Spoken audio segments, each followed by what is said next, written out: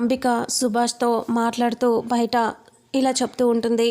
చూడు సుభాష్, అస్సలు మిస్ అవ్వకూడదు. మిస్ అయిందంటే నేనేం చేస్తానో నాకే తెలీదు అని అంటే, చూస్తున్నాను కదా అని అంటూ సుభాష్ అంటాడు. కొంచెం సేపు వెయిట్ చేయి, నేను ట్రై చేస్తున్నాను కదా, రేయ్ తొందరగా రా, సరిగ్గా చెయ్యి అని అంటే, సార్ కంగారు పడొద్దు అని ఇందాకనే చెప్పాను కదా, కూల్గా ఉండండి, నేను ఎలా ఉన్నానో మీరు అలాగే ఉండండి, డబ్బులు వచ్చేలా నేను చేస్తాను కదా అని అంటే, ఏం చేస్తావో ఏంటో చాలా టెన్షన్గా ఉంది అని సుభాష్ అంటూ ఉంటాడు. ఇక అంబిక కూడా లైన్లోనే ఉంటుంది. చాలా కంగారు పడుతూ ఆలోచిస్తూ ఉంటుంది. సుభాష్ ఎట్టి పరిస్థితుల్లోనూ ఇది మిస్ అవ్వద్దు అని అంటే, ఇది మనకి గొప్ప ఆపర్చునిటీ అని అంటే, అలాగే ట్రై చేస్తున్నానులే అని అంటూ సుభాష్ అంటాడు. లోపల మెయిల్ వచ్చిందా లేదా అని చెప్పేసి చారుకేశవ వచ్చి అడుగుతాడు. వచ్చింది సార్, మెయిల్ అయితే వచ్చింది, ఇంకా అమౌంట్ పడ్డట్టుగా చూపించట్లేదు అని అంటూ చెప్తాడు అతను. ఇంకా అప్పుడే విహారికి వెళ్ళి, అల్లుడు మెయిల్ అయితే వచ్చేసింది, ఫండ్స్ అన్నీ చాలా క్లియర్గా ఉన్నాయి, అయితే మంచిగా మనం అనుకున్నట్టుగా జరుగుతుంది కదా విహారి అని అంటే, అవును మావయ్య, ఈ 100 కోట్లు వచ్చాయంటే మనం చాలా గ్రేట్ పొజిషన్లోకి వెళ్ళిపోతాం. అంతేకాదు ఈరోజు మనం వర్కర్స్కి అందరికీ ఇవన్నీ ఈరోజే బోనస్గా ఇచ్చేసామంటే వాళ్ళు కూడా చాలా హ్యాపీగా ఫీల్ అవుతారు. మిగతా పని అంతా మనం తర్వాత అమౌంట్తో సెట్ చేసుకుందాం అని అంటూ విహారి చెప్తాడు. అలాగే అల్లుడు అని అంటూ ఉంటే లక్ష్మి కూడా చాలా సంతోషంగా కనిపిస్తుంది. విహారి ఇలా అంటాడు, ఇదంతా లక్ష్మి మళ్ళీ కష్టపడి చేయటం వల్లే వచ్చింది మావయ్య అని అంటంతో ఇక అప్పుడే, అవును లక్ష్మి కనుక లేకపోయి ఉంటే అసలు ఇదంతా జరిగేదే కాదు అని చారుకేశవ అంటాడు. లక్ష్మిని చూస్తూ విహారి చాలా సంతోషపడుతూ ఉంటాడు. ఇక పక్కనే ఉన్న లక్ష్మి అదంతా చూసి హ్యాపీగా ఫీల్ అవుతూ ఉంటుంది. తన పక్కన ఉన్న సహస్రకి మండిపోతూ ఉంటుంది. ఇంకా వెంటనే కోపంతో తిని పొగిడేస్తున్నారు. ఇంకా కొద్దిసేపట్లో ఏం జరుగుతుందో, ఎంత పెద్ద సునామీ వస్తుందో అని నాకు భయంగా ఉంది. నా మీదకి రాకుండా ఉంటే చాలు, అసలు దేని పేరే వచ్చేస్తుంది కాబట్టి నా మీదకి వచ్చే ఛాన్స్ అయితే లేదు. కానీ మొత్తం అంతా 100 కోట్లు కాబట్టి, పెద్ద మొత్తం కాబట్టి ఏం జరుగుతుందో అని కంగారుగా ఉంది. ఏమోలే, బయటకి వచ్చిందంటే మాత్రం నేనే ముందే లక్ష్మి గురించి గొడవ చేసేస్తే సరిపోతుంది, టాపిక్ అంతా లక్ష్మి మీదకి వెళ్ళిపోయేలా చేయాలి అని సహస్ర మనసులో అనుకుంటూ చాలా కంగారు పడుతూ ఉంటుంది. ఇక ఒక క్షణం ఫండ్స్ వచ్చేస్తాయి అని అనేలోపే ఇంకా వెంటనే సుభాష్ వాళ్ళ చేతుల్లోకి వెళ్ళిపోతాయి. ఇంకా సుభాష్ వాళ్ళు స్కానర్ ఉంటాడు కదా హ్యాకర్, అతను మొత్తం వచ్చేలా చేసేస్తాడు. లక్ష్మి యాక్సెస్ తీసుకొని మొత్తం వచ్చేలా చేస్తాడు. సార్ ఓకే అయింది సార్ అని అంటంతో అప్పుడే సుభాష్ చాలా సంతోషపడుతూ, నిజంగానా వచ్చేసిందా అని అంటే, అవును వచ్చేసింది అని చూడండి సార్ చూడండి అని అంటూ చెప్తే ఇక సుభాష్ ఎగిరి గంతేస్తాడు చాలా సంతోషపడుతూ. అంబిక వచ్చేసింది, ఫండ్ అంతా మన అకౌంట్లోకి వచ్చేసింది అంబిక అని అంటూ చెప్తాడు. చెప్పేసరికి ఒక్కసారిగా అంబిక కూడా చాలా సంతోషపడుతూ ఉంటుంది. చాలా మంచి మాట చెప్పావు, ఎంతో సంతోషంగా ఉందో తెలుసా సుభాష్ అని అంటూ ఉంటుంది. అయిపోయింది, ఈ రోజుతో విహారీ చాప్టర్ క్లోజ్, మనం మాత్రం దొరకకుండా ఉండాలి, అంత క్లియర్ చేసేసి మళ్ళీ మన గురించి వెతికినా దొరకకుండా ఉండాలి అని అంటే, అలాగేలే వీడు ఇంత అమౌంట్ వచ్చేలా చేశాడు అంటే ఖచ్చితంగా మనకి అది కూడా హెల్ప్ చేస్తాడు అని అంటే ఇక అప్పుడే అంబిక, సరే జాగ్రత్త, నేను మళ్ళీ లోపలికి వెళ్తాను, లేదంటే నా మీద డౌట్ వచ్చేస్తుంది అని అంబిక అంటుంది. సరే అని చెప్పేసి సుభాష్ అంటాడు. అంబిక చాలా సంతోషంగా లోపలికి వెళ్ళిపోతుంది. ఇంకా సుభాష్ చాలా హ్యాపీగా ఫీల్ అవుతూ ఇంకా అతనికి చాలా థ్యాంక్స్ చెప్తూ ఉంటాడు. నీకు డబ్బులు చాలా ఇస్తాను రే, నువ్వు చాలా మంచి పని చేసావు అని అంటే సరే అని చెప్తాడు. ఆ తర్వాత విహారీ వాళ్ళ అకౌంట్లోకి వచ్చినట్టుగానే వచ్చేసి మొత్తం అమౌంట్ వెళ్ళిపోవటం అదంతా చూపిస్తుంది. ఒక్కసారిగా సార్ ఇక్కడ అమౌంట్ ఫండ్స్ అన్నీ వచ్చి అసలు మళ్ళీ వెళ్ళిపోయినట్టుగా వేరే అకౌంట్కి వెళ్ళిపోయినట్టుగా చూపిస్తుంది సార్ అని అంటే, ఇక్కడ ఏమీ కనిపించట్లేదు అని అంటే, అదేంటి అలా ఎలా జరుగుతుంది అని చారుకేశవ కంగారుగా, నేను చూస్తాను జరుగు అని కూర్చుంటాడు. ఏంటి మావయ్య ఏం జరిగింది, కంగారు పడుతున్నావేంటి అని విహారీ అంటాడు.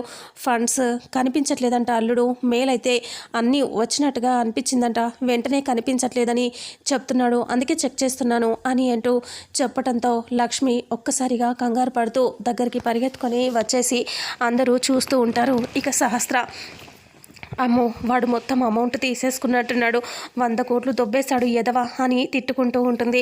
ఇక ఏం గొడవ జరుగుతుందో అని సహస్ర అనుకుంటుంది. ఇక అప్పుడే చారుకేశవ చెక్ చేస్తూ ఉంటాడు. విహారీ చూడు మావయ్య తొందరగా చెప్పు అని అంటూ ఉంటే అప్పుడే చూస్తున్నాను అల్లుడు చూస్తున్నాను అని అంటూ ఇంకా చూసేస్తాడు. చూసి ఫండ్స్ అన్నీ వేరే మొత్తం హ్యాక్ చేశారు అల్లుడు. ఫండ్స్ అయితే మన అకౌంట్లో లేవు, వచ్చాయి కానీ వెళ్ళిపోయాయి అని చెప్పడంతో ఒక్కసారిగా విహారీ లక్ష్మి షాక్ అవుతారు. ఏంటి మావయ్య అంత అమౌంట్ ఎలా వెళ్ళిపోతుంది అని అంటూ విహారీ అంటాడు. ఇంకా ఆఫీస్లో ఉన్న వాళ్ళందరూ కంగారు పడుతూ ఉంటారు. ఇక విహారీ అలా అనటంతో ఏం జరిగిందో తెలియట్లేదు అల్లుడు. ఇందాకైతే అమౌంట్ వచ్చినట్టుగా కూడా చూపిస్తుంది, కానీ ఇక్కడైతే ఏమీ చూపించట్లేదు, ఏమీ అర్థం కావట్లేదు అల్లుడు అని అంటే అయితే ఎవరి యాక్సెస్ నుంచి ఆ అమౌంట్ ట్రాన్స్ఫర్ అయిందో చూడండి మావయ్య అని చెప్పి విహారీ అంటాడు. అలా అనేసరికి లక్ష్మి యాక్సెస్ చూపిస్తుంది విహారీ. లక్ష్మి యాక్సెస్ నుంచి అమౌంట్ మొత్తం పోయింది అని చెప్తాడు చారుకేశవ. ఒక్కసారిగా లక్ష్మి వైపు చూస్తే లక్ష్మి కంగారు పడుతూ చూస్తూ ఉంటుంది. ఇక అప్పుడే అంబిక వచ్చి నిలబడుతుంది సైలెంట్గా. సహస్ర అలా సీరియస్గా చూస్తూ ఉంటుంది. ఏంటి మొత్తం అంతా మంచిగా పక్కాగా ప్లాన్ చేసి 100 కోట్లు దొబ్బేశావా అని అంటూ సహస్ర అంటుంది. ఇక విహారీ అలా చూస్తూ సహస్ర ఏం మాట్లాడుతున్నావు, తనెందుకు అలా చేస్తుంది అంటే మరి ఇంకేంటి తనే కదా చేసింది, తన యాక్సెస్ నుంచో పోయింది అంటే ఏంటి విహారీ అర్థం అని అంటూ అంబిక అంటుంది.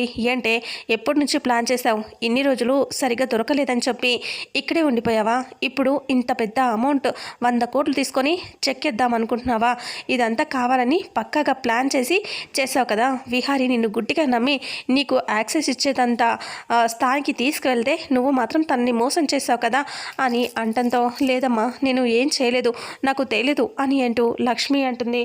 అలా అనేసరికి ఇక అప్పుడే విహారీ అలా చూస్తూ ఉంటాడు, బాధపడుతూ ఉంటాడు. ఏం చేయాలో తనకి అర్థం కాదు. ఒక్కసారిగా నీరస పడిపోతాడు. 100 కోట్లు వచ్చినట్టుగా వచ్చి అంతసేపు చాలా సంతోషంగా ఉన్నప్పుడే అవి పోయాయి కదా, చాలా బాధపడుతూ ఉంటాడు విహారీ. ఇక వీళ్ళేమో లక్ష్మి మీద గొడవ పడుతూ ఉంటారు. ఇక చారుకేశవ బాధపడుతూ చూస్తూ ఉంటాడు. అనవసరంగా లక్ష్మిని అంటున్నారు అన్నట్టుగా. ఇక అప్పుడే ఇలా అంటూ ఉంటుంది సహస్ర, ఈ విషయం గురించి బయట తెలిస్తే మన పరువు ఎంత పోతుంది, ఇప్పటికే మొన్నటిదాకా స్టాక్స్ అన్నీ పడిపోయాయి, నువ్వు చేసిన పని వల్ల మొత్తం ఆ రోజంతా లాస్ వచ్చేసింది. తర్వాత బ్యాంకర్స్ కూడా వెళ్ళిపోయారు. మళ్ళీ మా బావ ఏదో ఒకటి చేసి ఇదంతా చేశాక మళ్ళీ డిస్టర్బ్ చేస్తావా, ప్రతిసారి నువ్వే చేస్తున్నావు అని సహస్ర అంటుంది. అలా అనేసరికి తను పనే అది కదా, ఎప్పుడు పెద్ద పెద్ద పెంట చేసి పెడుతుంది, చిన్నది కాదు చాలా పెద్ద పెద్ద ఘోరాలు చేస్తుంది అని అంబిక అంటుంది. అత్తయ్య అసలు అవి ఎలా పోయాయో తెలుసుకుందాం ఉండని, మీరు అనవసరంగా గొడవ చేయొద్దు అని విహారీ అంటాడు. మేము అనవసరంగా గొడవ ఎందుకు చేస్తున్నాం విహారీ, తను చేసింది నీకు కనిపించట్లేదా, అసలు తన మీద నీకు డౌటే రావట్లేదా, ఎందుకు అంత కూల్గా ఉన్నావు చెప్పు నువ్వు అని అంటూ అంబిక అంటుంది. అలా అనేసరికి ఏమో లక్ష్మి మీద ఎలా అనుమానిస్తాం, లక్ష్మి ఎందుకు అలా చేస్తుంది అంటే చూడు బావా నువ్వు అలాగే అంటూ పో, ఇది ఇంకో రోజు ఇంకేమైనా చేస్తుంది, నువ్వు ఇలాగే నమ్ముతూ పోతున్నావు అని సహస్ర అంటుంది. లేదమ్మా నిజంగా నాకు తెలియదమ్మా అని అంటూ ఉంటుంది. ఇక అప్పుడే ఇంకా విహారీ బ్యాంకర్స్కి వాళ్ళకి ఫోన్ చేసి చెప్తాడు, ఇవి ఎక్కడి నుంచి ఎక్కడికి ట్రాన్స్ఫర్ అయ్యాయో మీరు చెప్తారా, ఇప్పుడు మీరు పంపించిన అమౌంట్ మొత్తం పోయింది అని అంటూ విహారీ చెప్తాడు. చెప్పేసరికి ఒక్కసారిగా బ్యాంక్ వాళ్ళు కంగారు పడుతూ అదేంటి సార్ ఇప్పుడే కదా మీ దగ్గర వచ్చి అన్ని సైన్ తీసుకొని మేము ఇప్పుడే రీఫండ్ చేసేసాం, మీరు అలా ఎలా పోగొట్టుకున్నారు అంటే మాకే అర్థం కావట్లేదు అని అంటూ చెప్తాడు. ఇంకా మా ఎండి యాక్సెస్ ఉంది, తన యాక్సెస్ నుంచి ఇవి ట్రాన్స్ఫర్ అయినట్టుగా తెలుస్తుంది, అంతకుమించి మాకు అర్థం కావట్లేదు అని అంటూ విహారీ ఫోన్లో మాట్లాడతాడు. సార్ ఈ మధ్య హ్యాకర్స్ కూడా చాలా ఎక్కువైపోయారు, అస్సలు నిర్లక్ష్యంగా ఉండకూడదు, మీరు జాగ్రత్తగా ఉండాల్సింది అని అంటూ బ్యాంకు నుంచి మాట్లాడతారు. అయితే ఎవరో చేసుంటారు ఇదంతా, కావాలనే తెలిసి ఇంకా మీ దగ్గర అమౌంట్ వస్తుందని తెలిసి ఇదంతా చేసినట్టు ఉన్నారు అని అంటూ చెప్పడంతో విహారీ ఇప్పుడు ఏం చేయాలి అసలు మాకేమీ అర్థం కావట్లేదు అంటే పోలీస్ కంప్లైంట్ ఇవ్వండి, అసలు ఎలా పోయింది ఎక్కడ మొత్తం డీటెయిల్స్ వాళ్ళు కనుక్కుంటారు, ఇంకా మీరు ఆలస్యం చేశారు అంటే మొత్తం మీకు అది కూడా తెలియకుండా పోతుంది అని అంటూ చెప్పడంతో సరే నేను ఇప్పుడే పోలీస్ కంప్లైంట్ ఇస్తాను అని అంటూ విహారీ అంటాడు. ఇక వెంటనే పోలీసులకి ఫోన్ చేస్తూ ఉంటాడు. ఇక అప్పుడు సహస్ర టెన్షన్ పడుతూ చూస్తూ ఉంటుంది. ఇక వెంటనే విహారీ పోలీసులకి ఫోన్ చేసి ఇలా చెప్తాడు. ఇంకా హలో అని చెప్పి ఇలా మా అకౌంట్లో వీక్రాఫ్ట్ బ్రాండ్ విహారీని మాట్లాడుతున్నాను, మా కంపెనీ నుంచి ఇలా అమౌంట్ బ్యాంక్ నుంచి పడగానే పోయింది అని అంటూ చెప్పడంతో ఇక అవునా సార్ మేము మీరు కంప్లైంట్ ఇవ్వండి, మేము వచ్చి మొత్తం ఎంక్వైరీ చేస్తాం అని అంటే, ఫాస్ట్గా చేయండి సార్, ఇంత అమౌంట్ అంటే మామూలు విషయం కాదు కదా అంటే, ఓకే సార్ మీరు కంప్లైంట్ రాసివ్వండి, మొత్తం మేమంతా మేము చూసుకుంటాం అని అంటారు. అలా అన్నాక సరే అని చెప్పేసి విహారీ చాలా డల్గా బాధగా కనిపిస్తాడు. ఇక అప్పుడు సహస్ర కంగారు పడుతూ ఉంటుంది. అమ్మో నా గురించి బయట పడిపోతుందేమో అని సహస్ర అనుకుంటుంది. ఇక వెంటనే టెన్షన్గా చూస్తూ ఉంటుంది.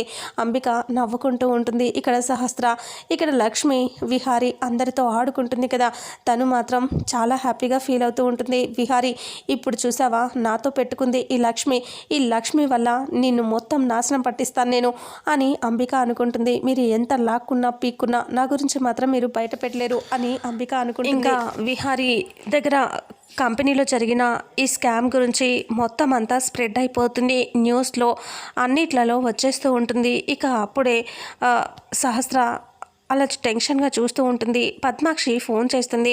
ఏం జరిగింది విహారీ అని అంటూ కోపంగా అడుగుతుంది. విహారీ ఇక ఇలా జరిగిందని చెప్తాడు. సహస్రతో మాట్లాడుతుంది. ఏంటి ఇదంతా అని అంటే, అదే చేసుంటుందమ్మా అని సహస్ర చెప్తుంది. ఇక అప్పుడే పద్మాక్షి ఇంట్లో చాలా గొడవ చేసేస్తూ ఉంటుంది. న్యూస్లలో ఇంకా ఇలా వచ్చేస్తూ ఉంటుంది. పద్మాక్షి అందరూ కూడా మళ్ళీ అంతకుముందు పండు పెట్టినప్పుడు గొడవ చేస్తుంది కదా, ఇప్పుడు చూడరా పండు న్యూస్ చూడు అని చెప్పి పద్మాక్షి చాలా సీరియస్గా అంటుంది.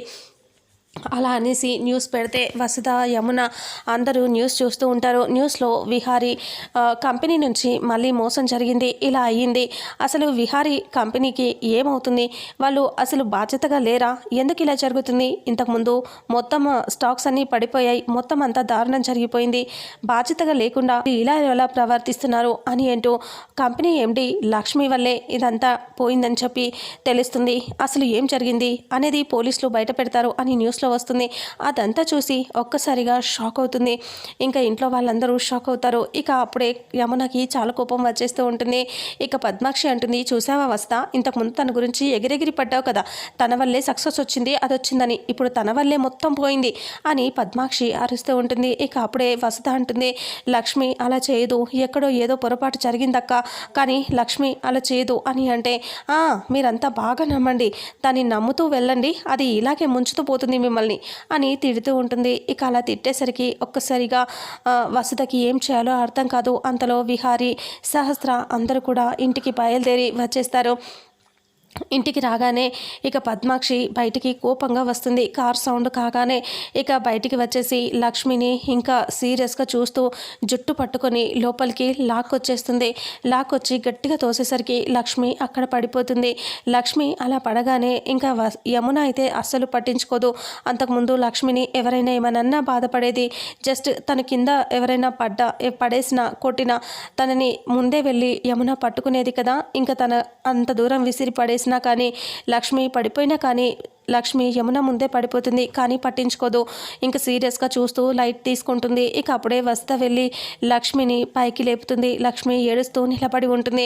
పద్మాక్షి చెప్పవే చెప్పు, 100 కోట్లు ఏం చేసావే చెప్పు అని అంటూ సీరియస్గా అడుగుతూ ఉంటుంది. విహారీ, చారుకేశవ కంగారుగా చూస్తూ ఉంటారు. ఇక అప్పుడే చెప్తావే చెప్పవే అని అంటే వసుధ అంటుంది, అక్క తను ఎందుకు అలా చేస్తుంది అక్క, ప్లీజ్ అక్క తనని ఏమనద్దు అని అంటూ ఉంటే, నీకేం తెలియదు, నువ్వు నోరు ముయ్, చెప్పవే చెప్పు అని మళ్ళీ జుట్టు పట్టుకొని ఆ చెంప ఈ చెంప కొడుతూ ఉంటుంది. అప్పుడే విహారికి చాలా కోపం వచ్చేస్తూ ఉంటుంది.